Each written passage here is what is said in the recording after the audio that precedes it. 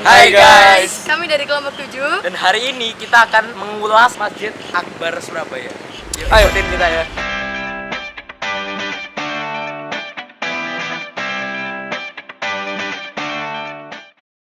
Ya guys, jadi ini kita sekarang ada di Masjid Nasional Al Akbar Surabaya.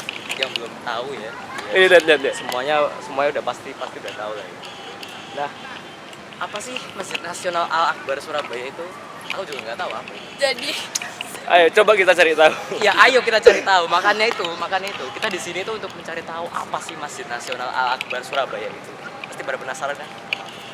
Ya guys, jadi kita sekarang kan lagi ada di masjid. Kita lagi ada Masjid Al Akbar Surabaya. Nah, ini kita akan kayak mengulas. Nah, Jadi- di sini ada Daira, dia tuh akan menjelaskan apa itu kayak Masjid Al Akbar itu apa terus. Jadi Masjid Agung Surabaya ini adalah masjid kedua terbesar di Indonesia setelah Masjid Istiqlal yang ada di Jakarta. Masjid ini dibangun pada tanggal 4 Agustus tahun 1995. Lalu pembangunannya terhenti, kemudian dilanjutkan pada tahun 1999, diresmikan tanggal 10 November tahun 2000 oleh Kiai Haji Abdurrahman Wahid. Lalu pembangunannya selesai secara keseluruhan pada tahun 2001. Nah, jadi masjid ini terdiri atas satu kubah besar yang dikelilingi 4 kubah kecil yang berbentuk limas. Terima kasih Daira. Terus untuk arsitekturnya Masjid Agung Surabaya atau Masjid Al Akbar Surabaya ini mendatangkan ahli-ahli juga pengrajin dari berbagai daerah di Indonesia. Contohnya untuk lantai saja itu mendatangkan marmer dari Lampung. Juga untuk ornamen di mimbar itu didatangkan dari Madura. Juga mengambil referensi dari Singapura untuk menaranya di sini. Ya guys, jadi kalian bisa lihat di sini ya. Di sini tuh Masjid Agung itu kayak luas, megah gitu. Tuh kalian bisa lihat di sana. Tuh kayak ya namanya masjid lah ya, ada jelas pasti ada area buat sholatnya. Nah ini kalau kalian lihat ya, tuh kayak area sholatnya tuh gede banget guys. Tuh kalian bisa lihat di sana, gede banget. Ya area sholatnya tuh di sana, di jauh sana. Ini kita sekarang ada di lantai 2 ini sama Salman, sama ada Daira juga di sana. Nah guys, sekarang kita akan mencoba untuk menelusuri lebih dalam mengenai masjid ini. Jadi stay tune. Nah gini guys, pemandangannya itu ada tempat buat parkir ya. Kenapa ketawa? Nah lahan parkirnya tuh juga luas banget. Tuh di sana. Sini juga. Nah guys, sekarang kita mau masuk ke ini yang area buat sholatnya. Megah banget bisa dilihat, tapi di sini kita nggak bisa ngomong keras-keras soalnya ya ini masjid.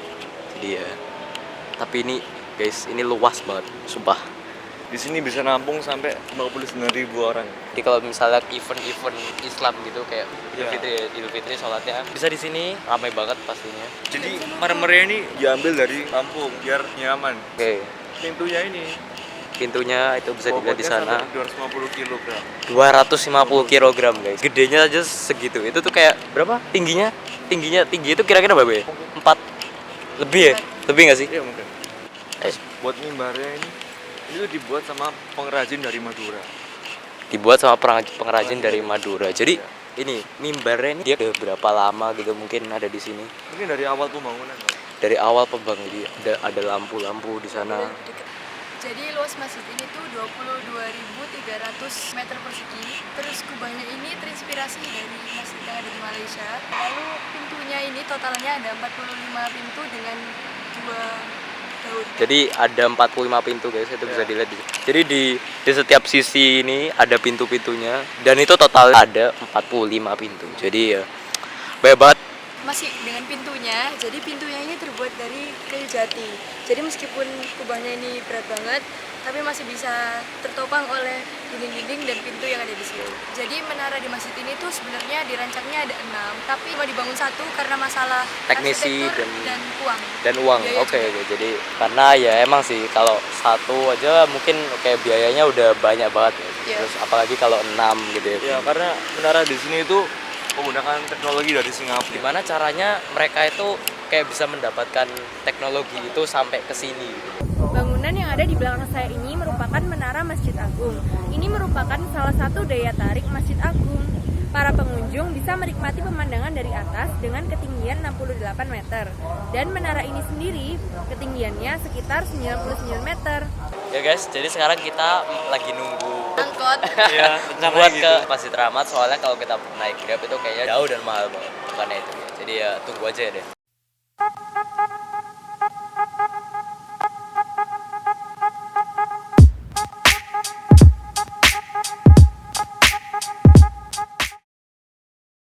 Hai.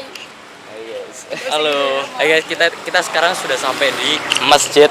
Ini Masjid Rahmat, bisa dilihat ya.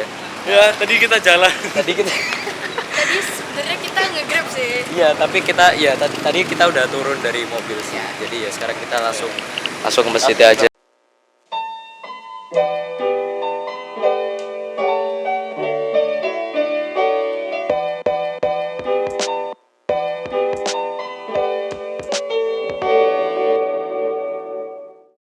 Ya guys, jadi ini ada Salman, dia tuh mau menceritakan kayak bagaimana sih Masjid Rahmat ini tuh sejarahnya gimana, terus siapa yang ngebangun, dia udah berapa lama, ya kan silakan guys. Ya, jadi Masjid Rahmat ini itu dibangun oleh Raden Rahmat atau yang biasa dikenal oleh kita itu Sunan Ampel.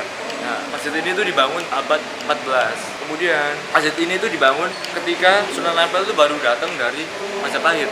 Oh, jadi gitu. Berarti udah cukup lama ya, cukup lama. Nah, di daerah ini Masjid Sunan Ampel itu mau menyebarkan agama Islam. Nah, untuk mempermudah menyebarkan agama Islam, Sunan Ampel harus berduel atau melawan dengan orang yang sedang menduduki daerah ini, di daerah Kembang Kuning ini, yaitu Bang Wira Suroyo. Kemudian Sunan Ampel berhasil memenangkan duel tersebut. Oh, Nah, jadi atas imbalannya Sunan Ampel dapat menikah dengan anak dari Mbah Wira Suroyo itu. oh gitu. Ya, gitu. Nah guys, tadi kan sempat dijelasin sama Salman tuh. Nah sekarang kita akan ke si Daira ini. Nah dia tuh kayak mau menjelaskan lebih lanjutnya lagi gitu. Nah ini ada Daira ini.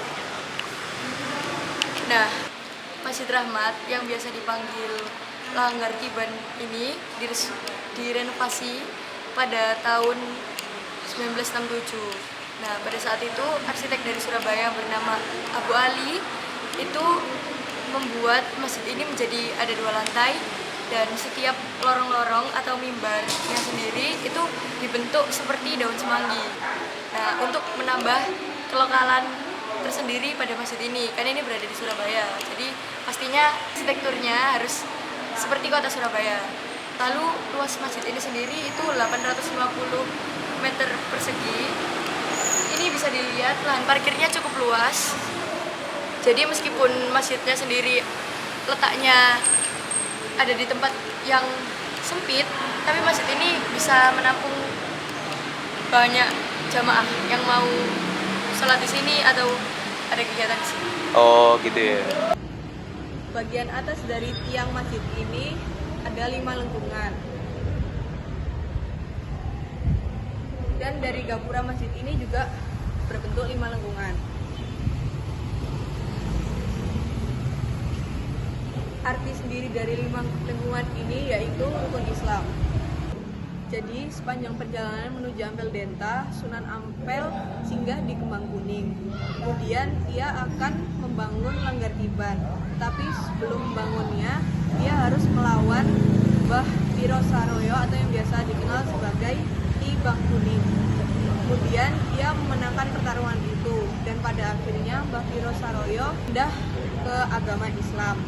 Kemudian ia mempunyai anak dan akhirnya anak dari Mbah Wiro Saroyo dipersunting oleh Sunan Ampel.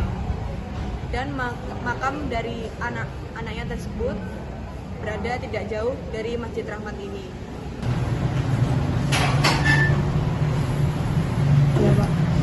saya dari siswa SMA 16 ada tugas buat mencari bapak. Bapak namanya siapa ya? Bapak sudah berapa lama jadi takmir di masjid?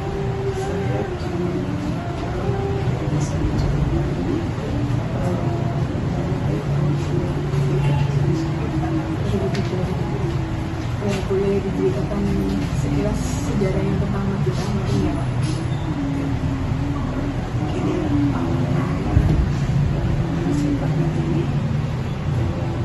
Menurut sejarah, masjid ini masjid peninggalan Sunan Ampel. Kenapa kok dikatakan peninggalan Sunan Ampel? Karena waktu itu masih tahun kesekian Bupati Bubi ini ada tahunnya. Jadi ketika Sunan Ampel perjalanan dari Majapahit ke Ampel Denta, beliau itu singgah di Masjid Ahmad. Sebelum dinamakan dengan Masjid Ahmad, ketika beliau Sunan Ampel perjalanan dari